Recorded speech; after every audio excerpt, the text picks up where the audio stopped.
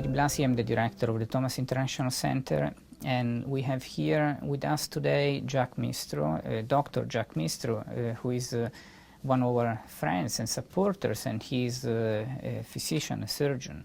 Thank you for being with us today, Jacques. Well, thank you. Jacques, in your experience as a Catholic surgeon, what are the main challenges you had to face compared to your faith? Well, I think that I was very fortunate, Fulvio, when I practiced. I've been retired now for 15 years, so when I practiced, we weren't faced with a lot of the challenges that Catholic physicians today are faced with. So in that regard, I was very fortunate. I think today it's becoming much more problematic to practice your faith in the medical arena, particularly for doctors such as obstetrics and gynecology, because even in the training of doctors in those areas, they're required now to participate in ethically contentious things such as abortion and using contraceptives and various other things that our church teaches are problematic. And unfortunately, they're coerced to do this, and the continuation of their training depends a lot on their ability to, consent to do this. And so one gets into his training for 2 or 3 years, and then you're faced with you either do this or you can't finish your training. It's very difficult for a doctor facing those. Very difficult for nurses today. I was counseling a young lady the other day who had just moved to the area from New York, and she was hoping to get a really good job in a medical facility in New York. And one of the questions on the questionnaire was, you will be required to participate in abortions in the emergency room and are also prescribed contraceptives. Can you do that? And she said no. Well, they didn't hire her. She lost the ability to get that job. And a very well trained, highly skilled individual. So these are problems that face physicians today. They're generally along the life issue area. But ethical problems are arising in many areas of medicine today. We see it in transplantation, for instance, in determining when a person is truly dead, and you can, harvest an organ from that particular individual. And these are areas where the borders between life and death are being shifted because of the need for more and more organs in people. So there are a lot of challenges that we face today as Catholic physicians. Do you see some good signs from contemporary legislation that aim at protecting these people, to live their faith in the workplace? Well, of course, conscious protection is so important, but we see that being violated in many areas, not just medicine. We see that being violated with regard to the sanctity of marriage, with regard to a one-man, one-woman marriage, redefining marriage. And people are placed in a situation where even their businesses are hard worked and developed businesses are being challenged and threatened if they don't participate in a particular type of lifestyle. So I think that as long as we can protect conscience in this country, we'll be okay. But I see signs that that's not going to be protected, particularly after this coming election. Oh, of course. You developed a strong interest in bioethics. What's behind it? Why did you start doing that? Yes, well, my practice, I was a cardiac surgeon primarily. I did heart surgery, and of course, in that particular area of surgery, we operate on very, very sick patients in a lot of situations. And so we had a number of patients that spent time in the intensive care unit that were quite sick, sometimes on the verge of death, or frequently, more frequently than we would like, might even die in the intensive care unit. And I became very interested in spending time with grieving families in the waiting room of the intensive care units. And on the chaplaincy committee at my hospital, we were fortunate to be able to produce and develop a chapel right next to the intensive care unit.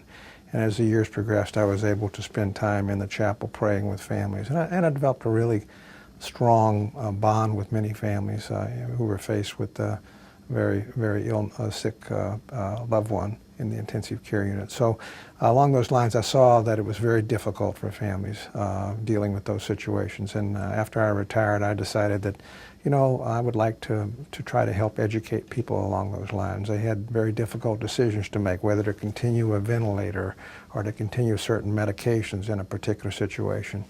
And those are difficult decisions for people to make, particularly if they don't have, you know, a knowledge of medicine. So I found myself counseling them as well as from a spiritual standpoint as well as from the medical standpoint. So I felt after I retired that this would be a good area to work in.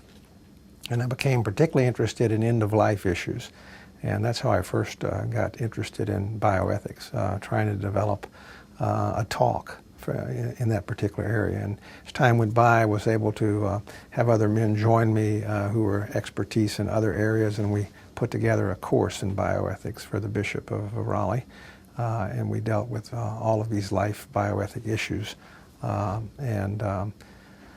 We've filmed those talks, and I think I've given a lot of talks throughout the Catholic community on many different areas in bioethics, as well as the individuals I work with. So it's been something that's been a growing thing that has developed over the last 10 years or so. But it started really with a concern for the families of patients who were very sick and dying in the intensive care unit.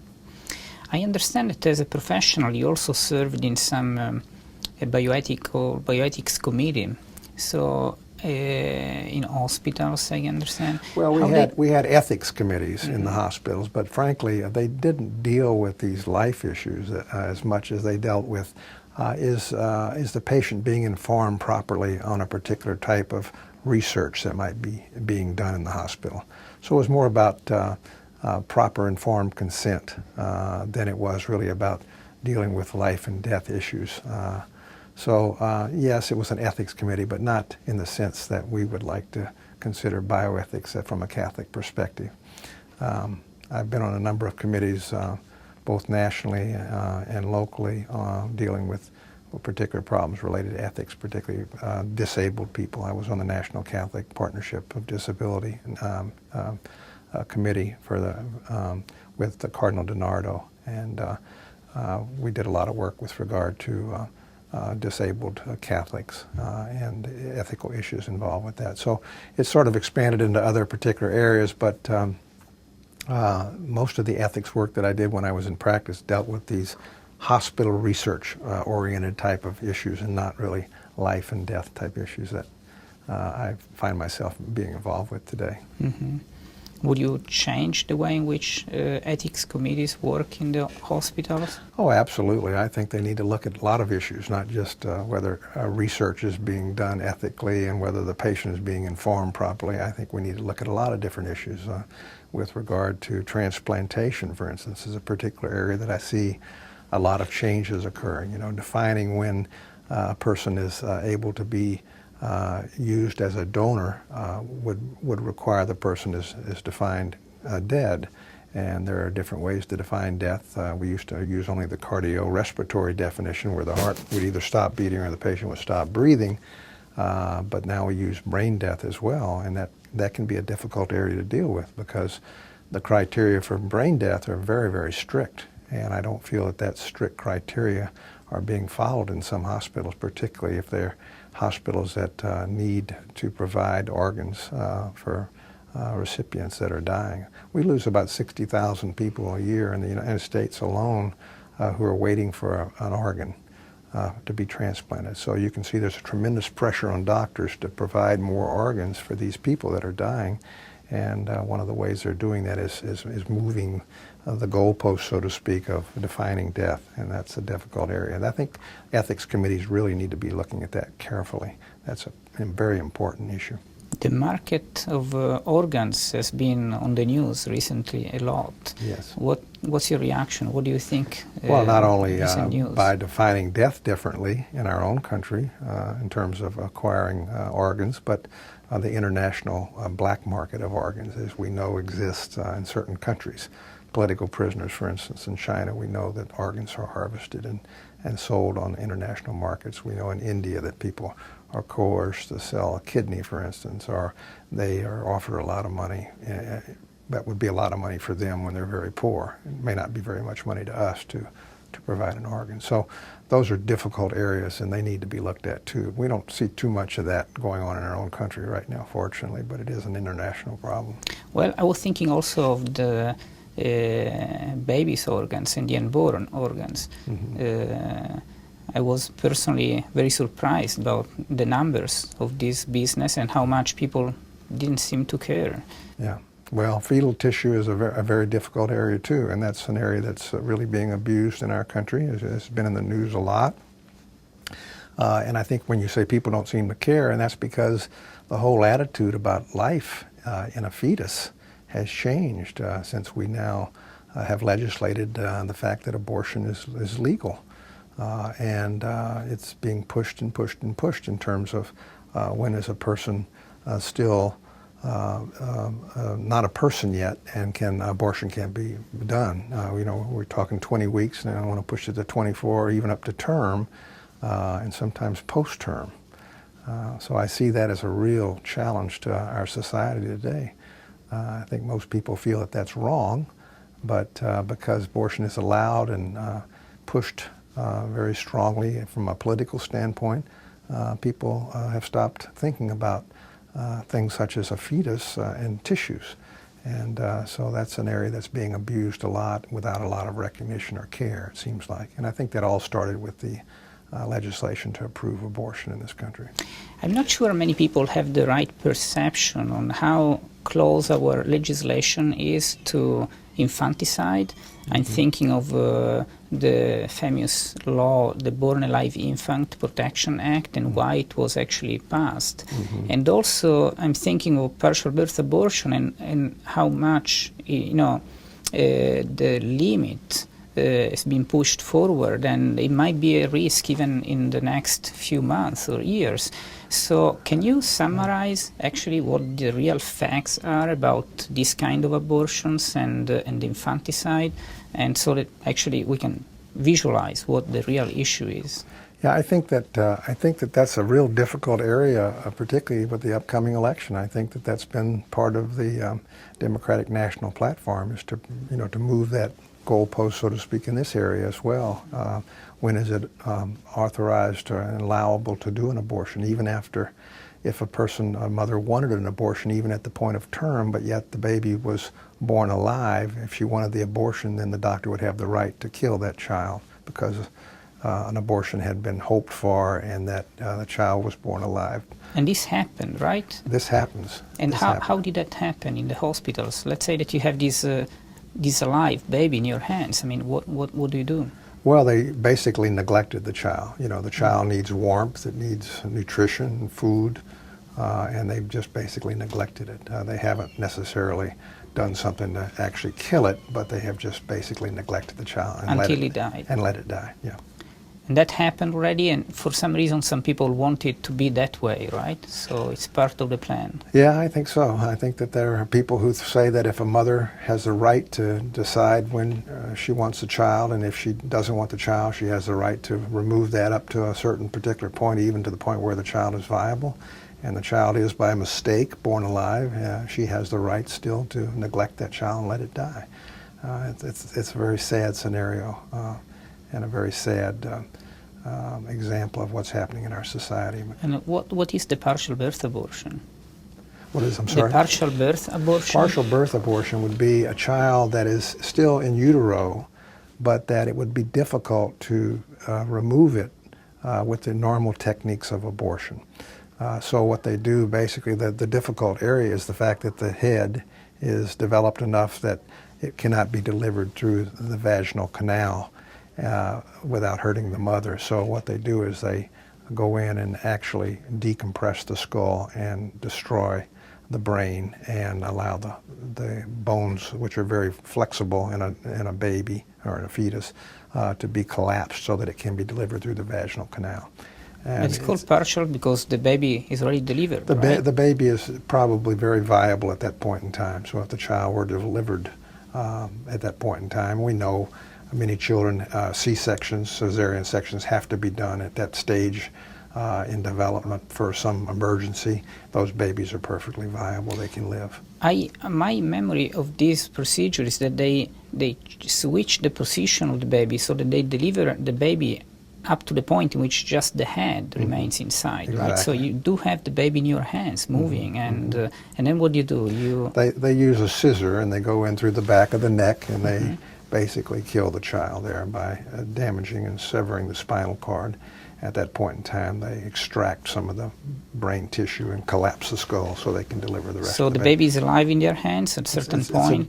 It's a very brutal dead, technique. and they make the head implode, right? So basically. Okay, and this was allowed until up to the ninth month, or? I'm not exactly sure how long, how far along in development that has been allowed, but you know, if we pass the agenda that's proposed to the American public for this next election, we will be allowing that to occur right up to point of term. So very difficult, very brutal. You mentioned that some students are required to take part of some, in some procedures related to abortion.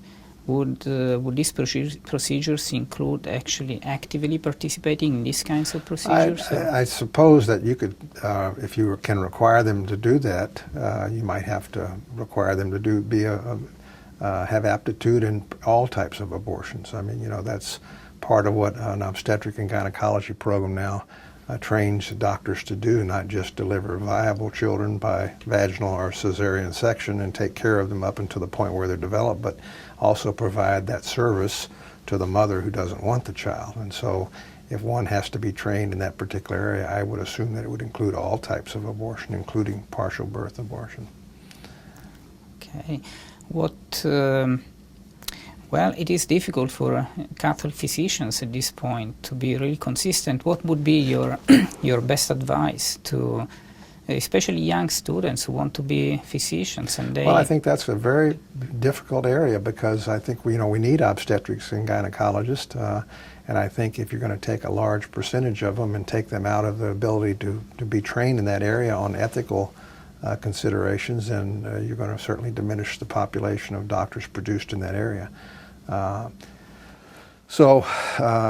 guess the only way you could encourage doctors to do that would be to find a program where that's not required and to make sure right up front when you start training in a particular area of obstetrics and gynecology that the program will not require that of you.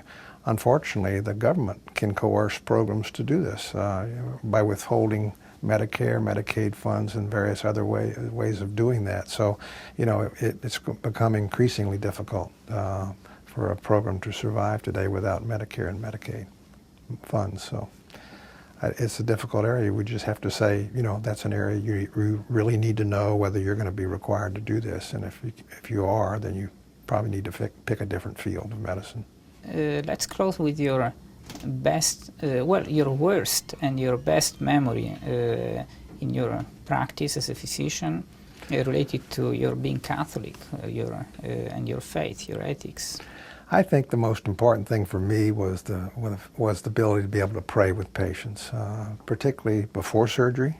When you're facing an open heart operation, it's pretty scary for a lot of patients, and you start looking back at your life and you start looking at the spiritual aspects of your life. Suppose I don't make it through the surgery, am I ready to meet God? And so I find that patients were particularly able to talk about spiritual matters before the surgery. And I really enjoyed doing that with patients. I had a number of patients who had no real faith or a particular religion that they practiced, but I would generally ask a patient, as part of the preoperative talk, when we would talk about the operation, the possible complications and risks, etc., I would ask them if they had a spiritual area that they were involved in or a religion. And even if they weren't, I asked them if they would like to say a prayer, or could I pray for them, and I would do that. And I think that gave patients a lot of confidence, not only in the surgical ability, but also in your strong faith that you knew you were just an instrument in God's hands. I mean, you were going to do your very best from a physician standpoint, but you know, it was in God's hands as well, and mostly in God's hands. And so I don't know, I think that even patients who didn't have faith, it was a sense that helped them reflect spiritually. And then of course in the post-operative period, when a patient was very sick, and the ability to minister to families, I found that very, very rewarding.